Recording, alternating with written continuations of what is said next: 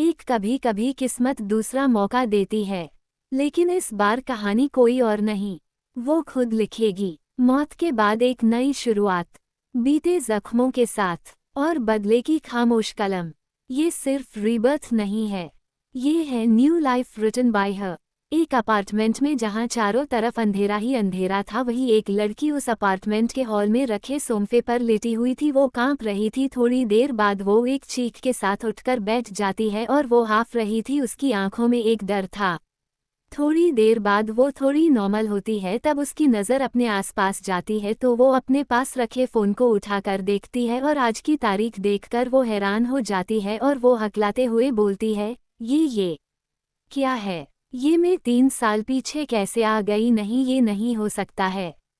ये बोल वो अपनी जगह से खड़ी होती है और टीवी ऑन करके न्यूज़ लगाकर उसमें डेट देखने लगती है। उसकी हालत खराब हो रही थी। वो पैनिक करने लगती है और वो खुद से बोलती है, ऐसा कैसे हो सकता है? क्या वो सब एक सपना था? नहीं, लग तो नहीं रहा था। वो एक एक जख्म मुझे ऐसा लग रहा है मैंने जिया है। वो एक एक पल मुझे मौत से भी बदतर था। नहीं, नहीं, मैं अपने साथ वो सब नहीं होने दूंगी। उसके बाद उसकी आंख गुस्से से लाल हो जाती है और उसके हाथों की मुट्ठियां बन जाती है। वो खुद से बोलती है, पिछली बार आप सब की वजह से मैंने अपना सब कुछ खोया था। अरे क्या नहीं किया था मैंने आप सब के लिए, आप सब का प्यार पाने के लिए, लेकिन मेरे हिस्से में सिर्फ सबकी नफरत ही लिखी थी। अरे मैंने तो सिर्फ अपने हिस्से का प्यार मांगा था, बस उसकी मुझे इतनी बड़ी सजा मिली। क्या गलती थी मेरी? मेरे अपनों ने ही मेरा साथ नहीं दिया। इसके साथ उसकी आंखों से आंसू बहने लगते हैं। फिर वो अपने अपने आंसू साफ करते हुए नफरत से बोलती है, बस बहुत हो गया अब। बहुत खराब कली मैंने अपनी जिंदगी आप सबके पीछे, लेकिन अब नहीं।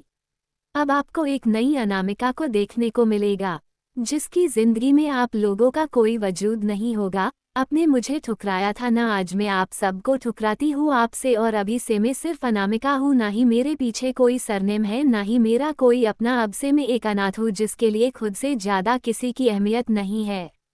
अभी तक अनामिका बहुत हद तक शांत हो गई थी। देखने में अनामिका किसी अप्सरा से कम नहीं लगती थी। उसे देखकर लोगों को अपना पहला प्यार याद आ जाता था। अच्छी खासी हाइट, उसकी नीली आंखें जिसमें लोगों को खो जाने का मन करता था, कमर तक लहराते काले घने बाल जिसने देखकर उन्हें छूने का मन करे, उसका वो भोला और मासूम सा चेहरा जिसे देख हर कोई उसका दीवाना हो जाए, उसकी स्किन किसी नई बॉर्न बेबी की तरह अगर कोई छुए तो निशान पड़ जाए।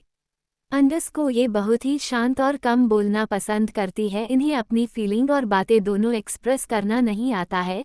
ये हमेशा से ही किसी से ज़्यादा बहस नहीं करती है, इसलिए सबको लगता है ये डरपोक है और सब इन्हें परेशान करते हैं। वही अनामिका खुद को हाईलाइट नहीं करना चाहती थी। एक वो पहले से उसका इतना सुंदर होने की वजह से सब उसके दुश्मन बन जाते थे, और वो किसी से लड़ाई मोल लेकर खुद के लिए और मुसीबत नहीं बढ़ाना चाहती थी। लेकिन आज उसे ये सब बेफिजूल ही लग रहा था। अगर वो खुद के लिए जीती, ना कि उन स्वार्थी लोगों के लिए, तो उसके साथ वो सब नहीं होता। अभी तक अनामिका ने बहुत हद तक खुद को शांत भी कर लिया था और संभाल भी लिया था। तभी उसका ध्यान अपने घर पर जाता है। तभी उसे याद आता है कि आज उसकी मुलाकात कॉलेज में उसकी बहन कम दुश्मन मायरा से उसकी मुलाकात हुई थी। तभी मायरा को पता था कि अनामिका अपने परिवार के प्यार के लिए बहुत तरसती है, इसलिए उसके उसे और भड़काने के लिए उससे कहा था कि उसके पापा ने कब अनामिका का कमरा मायरा को दे दिया है, ये बोलकर कि अब वो उस परिवार की प्रिंसेस है।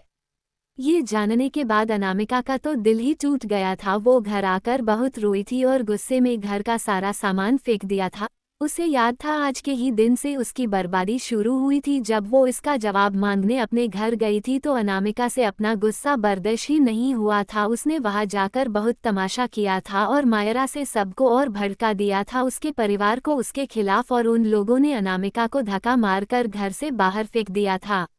वही अभी भी अनामिका के कानों में उसके एक एक इल्जाम गूंज रहे थे। वो खुद की बेगुनाही के लिए तड़पती रही, लेकिन सिर्फ अपनों की वजह से उसकी जिंदगी बर्बाद हो गई। वही अनामिका अपने ख्यालों से बाहर आती हैं और घर की सफाई करने लगती है। थोड़ी देर बाद साफ सफाई करने के बाद अनामिका बहुत थक गई थी और वो खुद की गंदी हो गई थी, इसलिए वो नहाने चली गई थी। थोड़ी देर बाद वो नहा कर आती तो उसे भूख लगने लगी थी।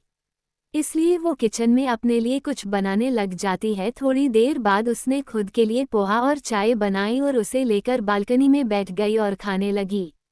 खाने के बाद उसे थोड़ी शांति मिली क्योंकि वो कल रात से भूखी थी। फिर वो उठकर बाहर की तरफ देखने लगती है। उसके दिमाग में बहुत कुछ चल रहा था, आगे क्या करना है इस बारे में।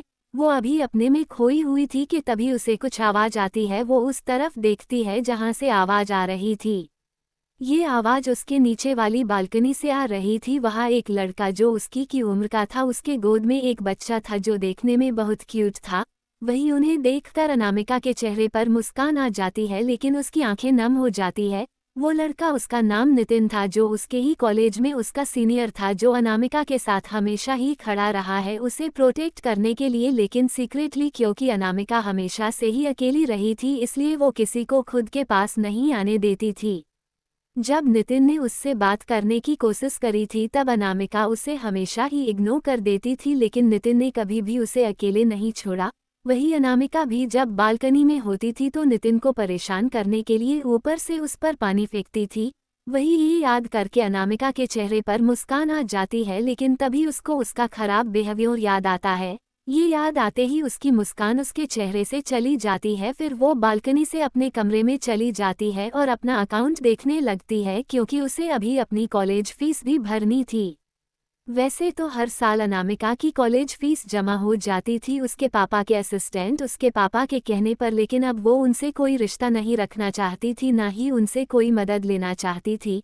वही अनामिका के जाने के बाद नितिन अपने हाथ में लिए छोटे बच्चे से, जो अभी 2 या 3 साल का ही था, उससे बोलता है, लगता है एंजल का मूड ठीक नहीं है। कल जब वो कॉलेज से निकल रही थी तो मैंने उसे चुड़ैल को एंजल को परेशान करते हुए देखा था। फिर रात में उसके अपार्टमेंट से बहुत आवाज़ें भी आ रही थी। फिर नितिन अपनी गोद में लिए हुए बच्चे से बोलता है, दक्ष देखना, मैं एंजल को प्रोटेक्ट करूंगा, किसी को भी उसे हार्म नहीं करने दूंगा। मैं हमेशा ही उसके सामने किसी ढाल की तरह खड़ा रहूंगा और उसे प्रोटेक्ट करूंगा। वही दक्ष तो नितिन की बात बहुत ध्यान से सुन रहा था, जैसे उसे समझ में आ रहा था कि नितिन क्या बोल रहा है। वही उसकी बात खत्म होने बाद दक्ष भी अपनी तोतली आवाज में एंडल एंडल बोलने लगता है। वही नितिन के चेहरे आ जाती है दक्ष की इस हरकत पर। तभी नितिन की दादी कुंती सिंघल वहां आ जाती है और नितिन से बोलती है, आइए नालायक वहां खड़े खड़े किसे ताड़ रहा है, बाहर तो ऐसे देख रहा है जैसे मेरी बहू को देख रहा है। मुझे नहीं पता है क्या मेरा ये सपना कभी पूरा ही नहीं होगा। होश ना जाने क्या पापा करे थे मैंने, जो मुझे ऐसा पोता मिला है जिसकी एक भी गर्लफ्रेंड नहीं है। अरे बता दे, तुझे कहीं लड़के तो पसंद नहीं है? मुझे कोई दिक्कत नहीं है, मैं बहुत ही ब्रॉड माइंडेड हूँ। उद्धरण चिन्ह। वही नितिन उनकी बात से चिढ़ जाता है और वो चिल्लाते हुए बोलता है, माँ समझा लो, अपनी सास को पता नहीं कहाँ से उल्टी सीधी बातें सीखकर आ रही है। और हाँ, मुझे लड़कों में कोई इंटरेस्ट नहीं है, मुझे लड़कियों में ही इंटरेस्ट, लेकिन ढंग की लड़की भी तो मिलनी चाहिए। अब मैं कोई भी उठाकर ले आऊँ और वो आपको घर से बाहर निकाल दे या आपको खाना ना दे, फिर चलेगा आपको? वही उसकी बात सुनकर कांति जी गुस्से में एक एक शब्द चबाते हुए बोलती है, मुझे पता है तू तो चाहता ही यही है, तुझे मुझसे दिक्कत होती है और दूसरों के नाम पर तू अपने दिल की बात बोल रहा है। सुन ले स्वाति, अपने बेटे की बातें संभाल ले, वरना इसका भरोसा नहीं कि कल हमें ही हमारे घर से निकाल दे। अरे मानगा ही क्या था, मैंने बस इसकी भलाई का ही सोच रही थी, लेकिन नहीं, इन्हें तो मेरी सलाह से ही दिक्कत होती है। वही थोड़ी देर बाद एक औरत आती है जिनके चेहरे पर से बताया नहीं जा सकता था कि उनकी उम्र क्या है, लेकिन वो देखने में बहुत सुंदर और शांत थी। उनके हाथ में बेलन था और वो उन दोनों के पास आती है और उन दोनों को बेलन दिखते हुए बोलती है, मुझे ना आप दोनों की यही हरकत पसंद नहीं आती है। अरे सुबह सुबह शुरू हो जाते हो, अरे लड़ना है तो लड़ो, मुझे क्यों बीच में खींच रहे हो? मुझे भी खुद में उलझा लोगे, फिर खाना बनने में देर हो जाएगी और आप दोनों ही मेरा दिमाग खा जाओगे। जितना लड़ना है लड़ो, लेकिन मुझसे दूर ही रहना, मुझे इन सब में लाने की ज़रूरत नहीं है और अब मैं और आपकी लड़ाई नहीं सुनना चाहती हूँ। वही कांति जी और नितिन की बोलती तो स्वाति जी बेलन देखते ही बंद हो गई थी, वो कुछ बोलने की हिम्मत ही नहीं कर रहे थे। तभी स्वाति जी कांति जी से बोलती है, और माँ आप अभी तक यहाँ क्या कर रही है? अभी तक आपको गार्डन में नहीं जाना है? आपकी सहेलियाँ आपका इंतज़ार नहीं कर रही है? तभी नितिन को तो जैसे मौका मिल जाता है, वो बोलता है, माँ मैं बोल रहा हूँ इनके ये जो सहेलियाँ हैं ना, वो इनके दिमाग में फालतू की चीज़ें भर रही है। अभी उसने ये बोला ही था कि तभी स्वाति जी उसे घूरती है तो वो शांत हो जाता है। वही दक्ष जो ये सब देख रहा था, उसका तो बढ़िया एंटरटेनमेंट हो रहा था, वो खुशी में ताली बजाने लगता है। वही उसे देखकर सबके चेहरे पर मुस्कान आ जाती है। तभी स्वाति जी आगे आती हैं और उसके गाल पर किस करती है और बोलती है, अरे वाह आज तो हमारा दक्ष बहुत ही क्यूट लग रहा है। वही कांति जी बोलती है, सिर्फ आज नहीं, हमारा दक्ष तो पैदा ही क्यूट हुआ था। चलो अब मैं चलती हूँ वरना सीमा और रीना मुझसे सुनाने लग जाएगी। ये बोल वो वहाँ से चली जाती है। वही स्वाति जी भी वापस से किचन में खाना बनाने चली जाती है और नितिन दक्ष को लेकर अपने कमरे में आ जाता। उसे कॉलेज का असाइनमेंट करना था। वही एक कमरे में एक लड़की अपने हाथ को मसलते हुए टेंशन में इधर उधर घूम रही थी। वो खुद से बोलती है, नहीं मेरा प्लान खराब नहीं हो सकता है, मैंने बहुत मेहनत करी है यहाँ अपनी जगह बनाने के लिए। अगर मुझे सब कुछ अपना बनाना है तो उसका रिश्ता इस घर के तो ना ज़रूरी है, वरना वो बूढ़ा कुछ भी कर सकता है। एक तो वो मुझे पहले से ही पसंद नहीं करता है। कितना अच्छा प्लान बनाया था, बदकाया भी था मैंने, लेकिन पता नहीं क्यों वो नहीं आई। ये तुमने अच्छा नहीं किया अनामिका, मैं तो शांति से तुम्हें इस परिवार से अलग करना चाहती थी, लेकिन अब तुम्हारे साथ जो होगा उसकी जिम्मेदार तुम खुद होगी। तुम्हें पता चलना चाहिए कि तुमने मायरा से उलझने को कोशिश करी है। वो ये बोल मिरर के सामने खड़ी होकर खुद को देखती है। उसके चेहरे पर एक जहरीली मुस्कान थी। तभी कोई उसके कमरे का गेट खटखटाता है तो वो उसे अंदर आने को बोलती है तो एक सर्वेंट अंदर आती है और उसे ग्रीट करते हुए बोलती है, छोटी मालकिन, मालकिन ने आपको नीचे खाने पर बुलाया है। ये सुन मायरा उस सर्वेंट को जाने का इशारा करती है तो वो उन्हें ग्रीट करके चली जाती है। वही उसके जाने के बाद मायरा जहरीली हंसी के साथ बोलती है, ओफो अनामिका, काश तुमने सुना होता ये छोटी मालकिन। तुम्हारा दिल तो टुकड़ों में टूट जाता ये जानकर कि यहाँ सबने तुझे भुला दिया है और तुम्हारी जगह अब मैंने यहाँ ले ली है, लेकिन तुम परेशान मत हो, मैं इन सब का बहुत ख्याल रखूंगी। ये बोल वो पागलों की तरह हंसने लगती है, फिर वहाँ से फ्रेश होने चली जाती है। वही अनामिका जब लंच के टाइम पर किचन में खाना बनाने के आती है तो उसे कुछ भी नहीं मिलता है। वो अभी तक अपने घर से मिल रहे पैसों पर ही डिपेंडेंट थी, लेकिन अभी उसने अपने अकाउंट में देखा तो उसे 15,000 रुपये ही दिखे थे। उसने उन पैसों को निकालकर दूसरे अकाउंट के डालने का और उस अकाउंट को बंद करने का सोचा था, क्योंकि ये ही एक आखिरी कड़ी है उन लोगों से जुड़ी हुई है। इसके बाद वो उन लोगों से हर तरह से अलग हो जाएगी। वही अनामिका को बहुत तेज भूख लगी थी, इसलिए उसने सोचा कि थोड़ा किचन का सामना ले आए और बैंक में जाकर नए अकाउंट भी खोलाए। इसलिए वो रेडी होकर निकल जाती है। पहले वो बैंक में जाकर अपने पीछे अकाउंट से सारे पैसे निकलकर उसे बंद करवा देती है, फिर अपना नया अकाउंट खोलकर वो पैसा उस अकाउंट में ट्रांसफ़र करके किराने की दुकान में सामान लेने चली जाती है। वही अनामिका सारा किराने का सामान खरीदकर वापस अपार्टमेंट में आ गई थी। वो अभी लिफ्ट में ही थी कि उसके बाद ही लिफ्ट में कांति दादी एंटर करती है।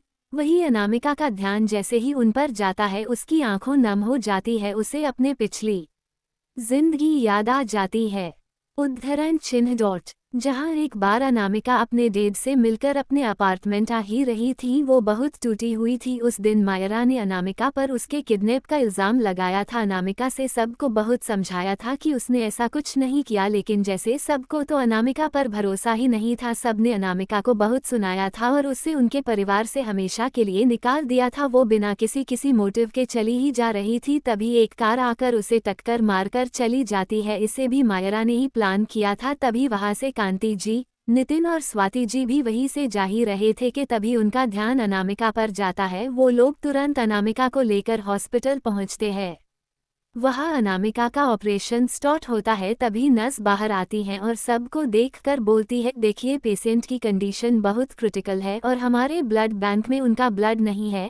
तभी नितिन उनसे पूछता है कि अनामिका का ब्लड ग्रुप कौन सा है, तो डॉक्टर बोलते हैं बी पॉजिटिव। यही ब्लड ग्रुप स्वाति जी का था, तो वो अनामिका को ब्लड डोनेट करती है। वही 2 दिन बाद अनामिका को होश आता है तो एक एक करके उसके दिमाग में वापस सब रील की तरह ही चल रहा था। तभी नितिन अपने पूरे परिवार के साथ अनामिका से मिलने आता है, लेकिन अनामिका किसी से बात करने में मूड में ही नहीं थी। वो हर तरह से टूट गई थी। उसे लगता था कि सारे रिश्ते बस फायदे के लिए होते हैं। वही कांति जी आगे आती हैं और अनामिका के सर पर प्यार से हाथ फेरकर बात करने की कोशिश करती है, लेकिन अनामिका तो जैसे कुछ सुनने को तैयार ही नहीं थी। वो बस सबको वहां से बाहर जाने को बोल रही थी। वो गुस्से में बस यही चिल्ला रही कि सब मतलबी होते हैं, सब मुझसे नफरत करते हैं, मुझे किसी के प्यार की जरूरत नहीं है। वही उसके चिल्लाने की वजह से नज अंदर आती है और उन तीनों को अनामिका के रूम से निकाल देती है।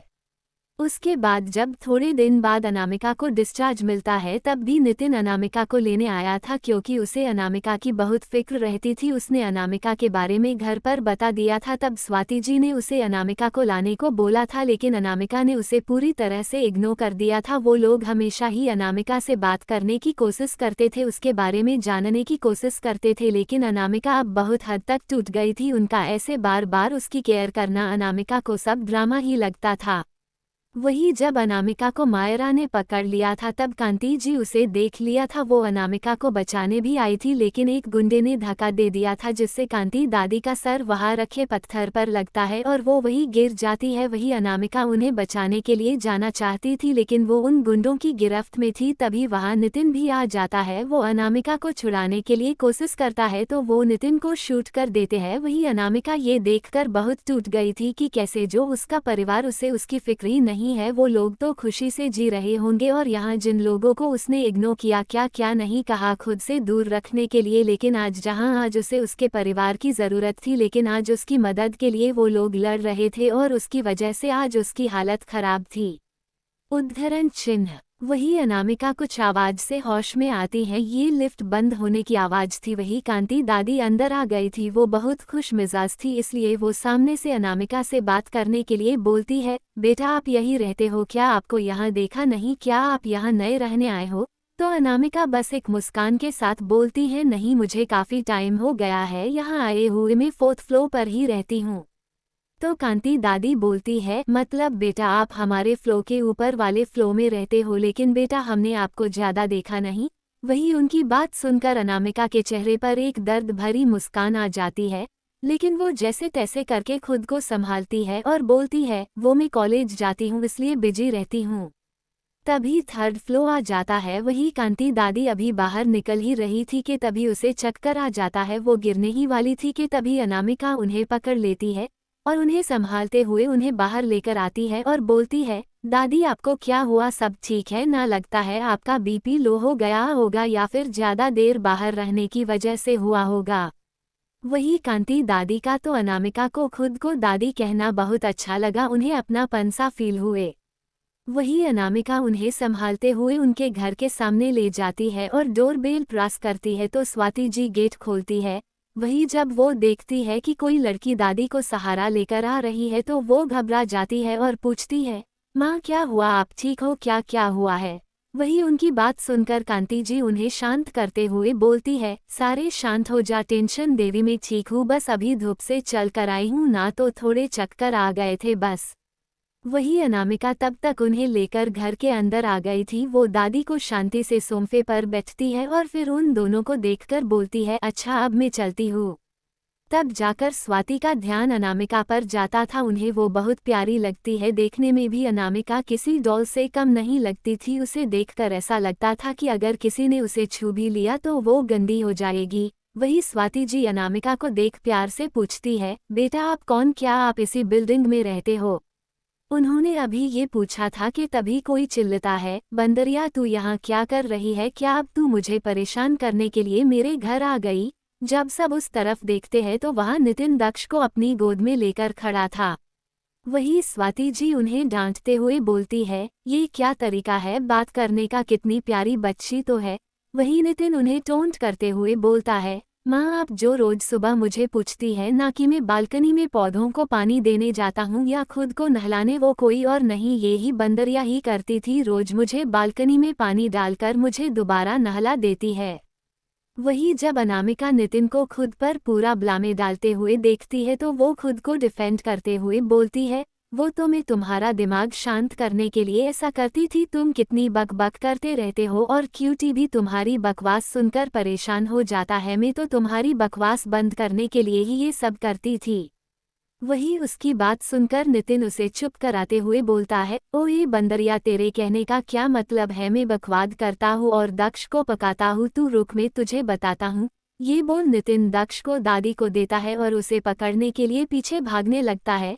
वही अनामिका उसे सुनाए जा रही थी और नितिन भी उसे कुछ ना कुछ बोले जा रहा था।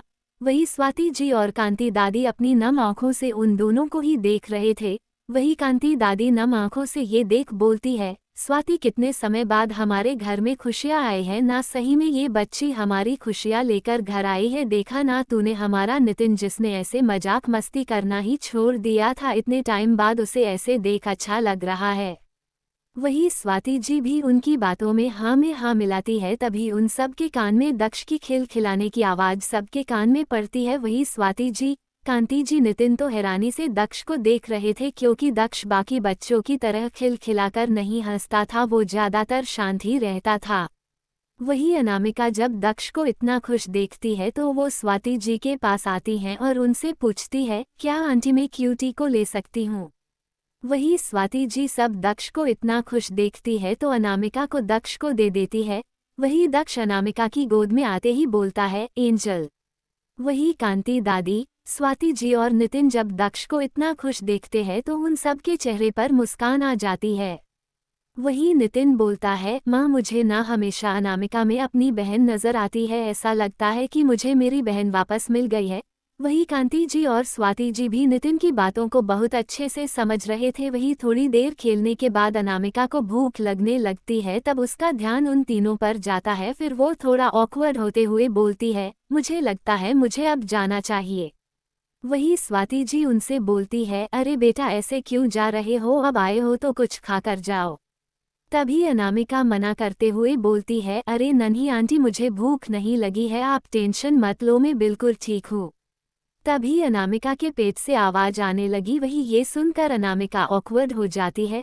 वही नितिन अनामिका पर हंसते हुए बोलता है, माँ, आपने देखा, कोई तो अभी कह रहा था कि उसे भूख नहीं है, लेकिन फिर ये आवाज कैसी है? तभी कांति दादी नितिन को डांटते हुए बोलती है, तू क्यों मेरी बच्ची को परेशान कर रहा है? फिर वो अनामिका का हाथ पकड़कर डाइनिंग टेबल के पास ले जाती है और उसे वहां बैठा देती है। वही स्वाति जी और नितिन भी आ जाते हैं और सब डाइनिंग टेबल पर बैठ जाते हैं खाना खाने के लिए। वही अनामिका को तो समझ ही नहीं आता है कैसे रिएक्ट करे, क्योंकि जाने कितने टाइम बाद वो ऐसे किसी परिवार के बीच बैठी हुई थी, वरना वो हमेशा से ही अकेले खाती थी। वो अभी यही सोच रही थी कि तभी स्वाति जी उसके खाना सर्व करती है तो अनामिका एक नज़र उन्हें देखती है और खाने को इतने टाइम बाद उसे घर वाली फीलिंग आ रही थी। वही अनामिका एक बाइट लेती है और उसकी आंखों से आंसू की एक बूंद बह जाती है। वही जब तीनों अनामिका को ऐसे देखते हैं घबरा जाते हैं, उन्हें समझ ही नहीं आता है कि अभी हुआ क्या, अभी तो सब ठीक था। वही स्वाति जी अनामिका को ऐसे देख तुरंत उसके पास आती हैं और उसका चेहरा प्यार से अपने हाथ में लेती है और बोलती है, क्या हुआ बेटा, आपकी आंखों में आंसू क्यों है? वही अनामिका तुरंत अपने आंसू साफ करती है और एक फिकी मुस्कान के साथ बोलती है, वो क्या है ना, मैंने जब से होश संभाल है तब से बस खुद के हाथ का ही खाना खाया है, क्या भी ऑर्डर करके पहली बार घर का खाना खाया है, इसलिए अच्छा लग रहा है। वही सबको तो समझ ही नहीं आता है कैसे रिएक्ट करे। वही कांति दादी बोलती है, तो बेटा आपका परिवार कहाँ है और क्या आप अकेले रहती हो? वही उनकी बात सुनकर अनामिका एक दर्द भरी मुस्कान के साथ बोलती है, आप मुझे अनाथ समझ सकते हैं, मेरे पास पूरा परिवार होकर भी नहीं है, उन्होंने मुझे अनाथों की तरह जीने के लिए छोड़ दिया। वही अनामिका की बात सुनकर वहाँ शांति छा जाती है, तीनों को समझ नहीं आता है कैसे रिएक्ट करे। वही दादी अपने आप को पूछने से रोक ही नहीं पाती है, बेटा अगर आपको सही लगे तो आप हमसे सब शेयर कर सकती है, इन सब से आपके दिल हल्का हो जाएगा और आपको अच्छा लगेगा। वही अनामिका उसकी बात सुनकर खामोश हो जाती है और कहीं खो जाती है। वही स्वाति जी को लगता है कि अनामिका कुछ बताना नहीं चाहती है, इसलिए वो बोलती है, बेटा अगर आपका बताने का मन नहीं है तो कोई बात नहीं, आपको इतना परेशान होने की ज़रूरत नहीं है। वही उनकी बात सुनकर अनामिका बोलती है, आंटी इसमें परेशान होने वाली कोई बात नहीं है, परेशान अपनों के लिए हुआ जाता है, लेकिन मेरा रिश्ता तो उनसे बहुत पहले ही टूट गया था। तभी नितिन अनामिका के हाथ में अपना हाथ रखकर उसे शांत रहने के लिए इशारा करता है। तो अनामिका गहरी सांस लेकर बोलती है, मेरा पूरा नाम अनामिका सहगल है। वही ये सुनकर वहां बैठे हर किसी को झटका लगता है, क्योंकि सहगल फैमिली मुंबई की फेमस फैमिली में से एक थी, लेकिन उस फैमिली के तो हर मेंबर जो सब जानते थे, तो फिर अनामिका क्यों नहीं देखी जाती है अपनी फैमिली के साथ। लेकिन वो अनामिका का आगे बोलने का इंतजार करते हैं। वही अनामिका अपनी बात आगे बढ़ाती है और बोलती है, मैं 12 साल की थी तब मैंने घर छोड़ दिया था इस उम्मीद में कि सब मुझे मनाने आएंगे, लेकिन उन लोगों ने मेरी जगह किसी और को अपनी बेटी बना लिया। वो जो भी बोलती है उनके लिए वो सच होता है और मेरी बातें उन्हें झूठ लगती है। अब हालात ऐसे है कि ना ही वो लोग मेरा चेहरा देखना चाहते हैं और ना ही मैं अब उनसे कोई रिश्ता रखना चाहती हूँ। जिनकी लाइफ में अब मेरे लिए कोई जगह नहीं है, तो मेरी लाइफ में भी उनके लिए कोई जगह नहीं है।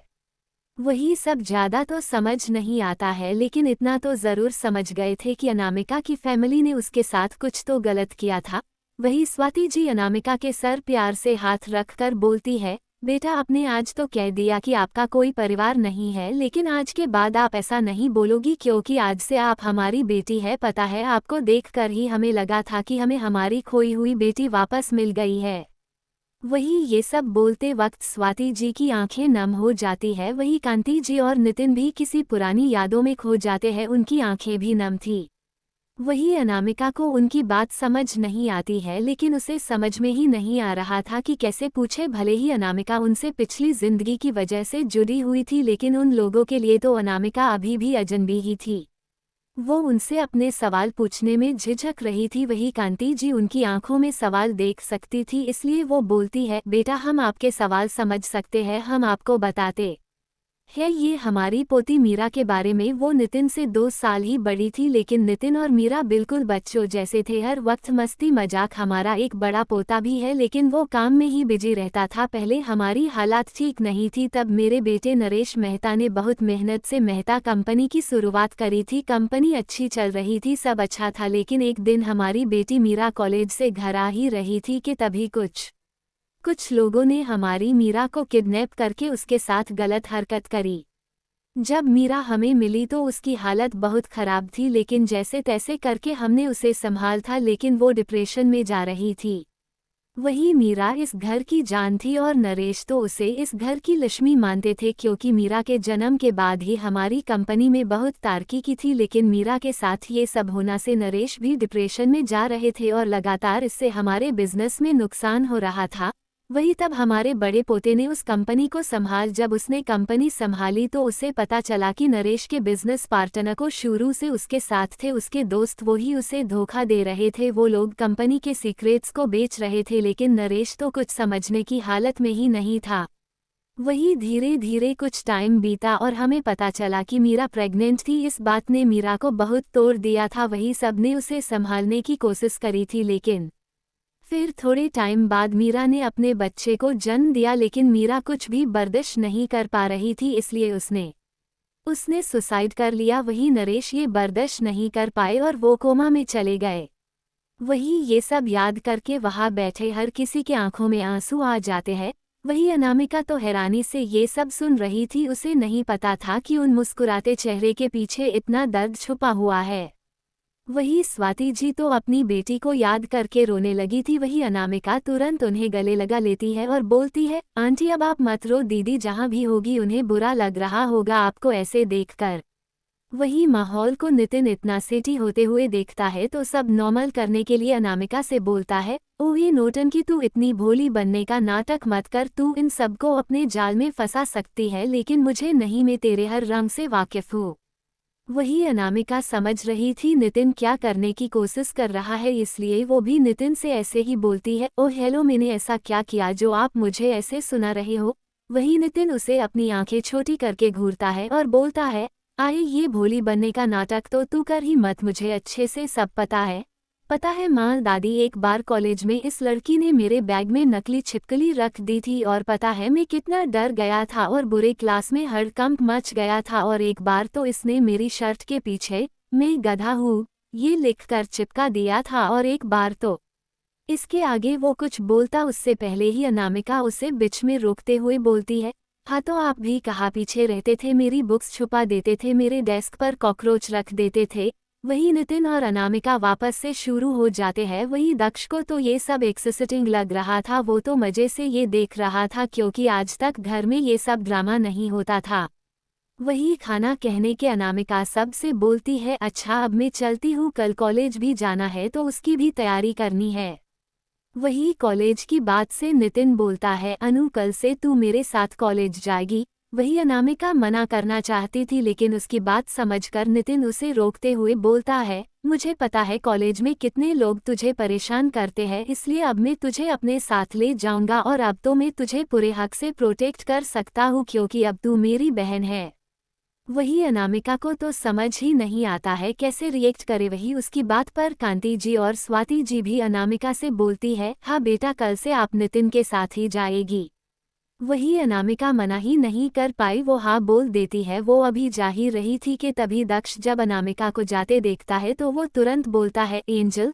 वही उसकी आवाज़ सुन अनामिका तुरंत उसके पास जाती है और उसे गले लगा लेती है। वही दक्ष भी अनामिका से लिपट जाता है, एयर उसके चीक्स पर किस करता है। वही ये देखकर सब मुस्कुरा देते हैं। वही अनामिका भी खुश हो जाती है और दक्ष के चीक्स पर किस करते हुए बोलती है, माय क्यूट बेबी। फिर वो बोलती है, बेबी अभी आपकी एंजल का जाना ज़रूरी है लेकिन कल मैं आपसे मिलने ज़रूर आऊँगी। वही दक्ष बिना कुछ बोले अपनी लिटिल फिंगर आगे कर देता है। वही अनामिका उसकी बातों को समझकर अपनी लिटिल फिंगर उसमें फंसा देती है। वही ये देख दक्ष मुस्कुराने लगता है और बोलता है, माय एंजल। फिर अनामिका दक्ष को नितिन को दे देती है, अपने अपार्टमेंट के लिए निकल जाती है। वही उनके जाने के बाद कांति दादी बोलती है, कितनी प्यारी बच्ची है लेकिन उसकी जिंदगी में भगवान ने कितने दुख लिखे हैं। वही उनकी बात सुनकर नितिन बोलता है, ये तो उसने कुछ बताया ही नहीं है। दादी अनु को ज़्यादा बोलना पसंद नहीं है इसलिए कॉलेज में सब हमेशा परेशान करते हैं और सबसे ज़्यादा तो उसके पेरेंट्स की गोद ली हुई बेटी, वो तो माँ और दादी में क्या ही बताऊँ कितनी गिरी हुई है। लेकिन पता नहीं कैसे उसके घर वाले उसकी सच्चाई नहीं जान पाए और उन्हें क्या कभी अनामिका की आंखों में सच्चाई नज़र नहीं आए जैसे हमें नज़र आती है। वही उनकी बात सुनकर स्वाति जी बोलती है, बेटा कभी कभी लोग आंखें होने के बाद भी अंधे होते हैं लेकिन उनकी आंखें तभी खुलती है जब उन्हें ठोकर लगती है। वही कांति जी बोलती है, छोड़ो ये बात, अब वो हमारे घर की बच्ची है, उसे किसी भी चीज़ की कमी नहीं होने देंगे। वही नितिन बोलता है, हाँ मैं हमेशा ही अपनी बहन के साथ खड़ा रहूंगा, उसका भी कोई तकलीफ नहीं होने दूंगा। 4 वही अनामिका अपनी एक अलग ही उधेड़ बुन में थी, उसके कानों में अभी भी उनकी बातें ही घूम रही थी। वो वहां से आते ही सोफे पर बैठकर उनके बारे में सोच रही थी। वो खुद से बोलती है, तूने कितना गलत किया, तेरी वजह से पूरा एक परिवार बर्बाद हो गया था। लेकिन नहीं, इस बार नहीं, अब मैं उस परिवार की ढाल बनकर खड़ी रहूंगी और उन्हें कुछ नहीं होने दूंगी। वही वो ये सब सोच ही रही थी कि तभी उसके दिमाग में कुछ आया और वो बोली, अरे मैं तो इस सेमेस्टर की फीस में बारे में भूल ही गई थी, मुझे कुछ भी करके रख जॉब ढूंढनी होगी, वो भी जल्दी, मेरे पास ज़्यादा टाइम नहीं है लेकिन ढूंढूं कैसे। तभी वो लैपटॉप लेकर बैठ जाती है और जहाँ जहाँ वैकेंसी दिख रही थी वहाँ वहाँ अप्लाई करने लगती है। करीब 1 घंटे के बाद अनामिका जब फ्री होती है तो खुद से बोलती है, अप्लाई तो कर दिया, अब कल जाकर इंटरव्यू भी दे दूंगी, कुछ तो होगा, लेकिन पहले कॉलेज जाना होगा, उसके बाद जॉब ढूंढने। फिर उसका ध्यान बाहर जाता है जहाँ अंधेरा हो गया था। अनामिका अपना सारा सामान समेटते हुए बोलती है, चल अनु जल्दी उठना है, अगर लेट सोएगी तो सुबह उठने से रही। इसके साथ वो सोने चली जाती है। वही अगली सुबह अनामिका जल्दी उठ गई थी, उसे अब अपनी हेल्थ पर भी ध्यान देना था इसलिए वो जल्दी उठकर योगा कर रही थी। वही योगा करने के बाद अनामिका फ्रेश होती है और हॉल में बैठी हुई अपनी बनाई हुई जॉब लिस्ट को देख रही थी। वो गहरी सांस लेकर खुद से बोलती है, बस अनामिका अब और नहीं, अब तुझे खुद को स्ट्रांग बनाना पड़ेगा। अगर मैं फिनेंशियली इंडिपेंडेंट होगी तभी तो तू अपनी जिंदगी में आगे बढ़ पाएगी बिना उन लोगों के इंटरफेरेंस पर। वो अभी खुद से बात कर ही रही थी कि तभी उसके घर का दरवाजा धड़ाम की आवाज़ के खुलता है। वही ऐसी आवाज़ को सुनकर अनामिका की तो दिल की धड़कन ही बढ़ गई थी। वो अपने सीने पर हाथ रखकर लंबी लंबी सांस लेकर खुद को शांत करती है और बोलती है, भाई ये क्या तरीका है, मुझे तो हार्ट अटैक ही आना बाकी था। वही जी है, ये कोई और नहीं नितिन ही था। वही अनामिका तुरंत वो लिस्ट को साइड में रख देती है। वही ये चीज़ नितिन ने तो देख ली थी लेकिन उसका पूरा ध्यान अनामिका का खुद को भाई कहने पर था। वो खुश होते हुए बोलता है, आज से तू मुझे भाई ही कहना कितना अच्छा लगता है। भाई सुनकर वही अनामिका उन्हें घूर कर देखती है और बोलती है, भाई क्या आप ये बताने का कष्ट करोगे कि आप ऐसे किसी भूचाल की तरह क्या कर रहे थे? पता है मैं कितना डर गई थी। वही नितिन तब तक उसे पास आ गया था। वो उसके सर को प्यार से सहलाता है और बोलता है, अरे छुटकू बेबी डर गया, मैं तुझे डरना नहीं चाहता था, बस तुझे सरप्राइज देना चाहता था। चल अब जल्दी उठ और रेडी होकर चल, मम्मा हमारा इंतजार कर रही है नाश्ते पर और वहीं से हम कॉलेज चले जाएंगे।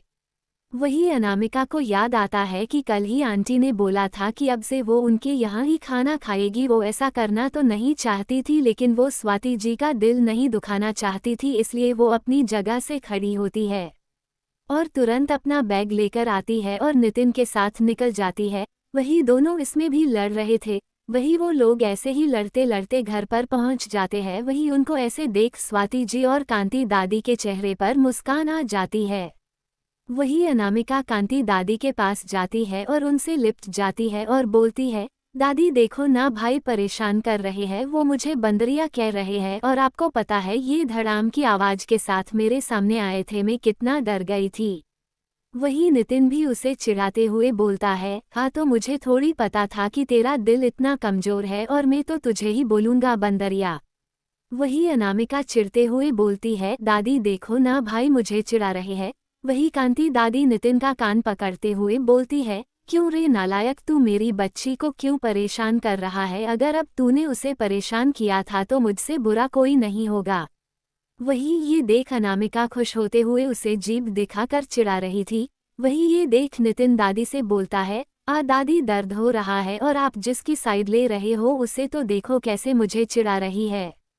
वही दादी बोलती है, वो कुछ भी करे लेकिन तू उसे परेशान नहीं करेगा। वही ये सुनकर नितिन का मुंह बन जाता है। तभी स्वाति जी किचन से बाहर आते हुए बोलती है, अच्छा अब ये सब बंद करो, चलो जल्दी ब्रेकफास्ट कर लीजिए आप सब। वही ब्रेकफास्ट का नाम सुनकर नितिन और अनामिका दोनों भागकर डाइनिंग टेबल पर बैठ जाते हैं। वही उन्हें देख कांति दादी स्वाति जी से बोलती है, सही में अनु हमारे घर में खुशियां लेकर आई है। वही स्वफी जी भी हाँ बोल उनके साथ बैठ जाती है।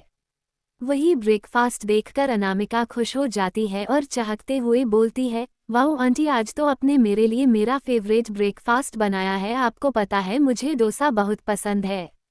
वही उसकी बात सुनकर स्वाति जी अनामिका से कुछ बोलती है जिससे अनामिका तो हैरानी से उसे देख रही थी। 5 बोलती हो और इस नालायक को भाई बोलती हो तो उस हिसाब से तो तुम्हें मुझे माँ कहना चाहिए ना।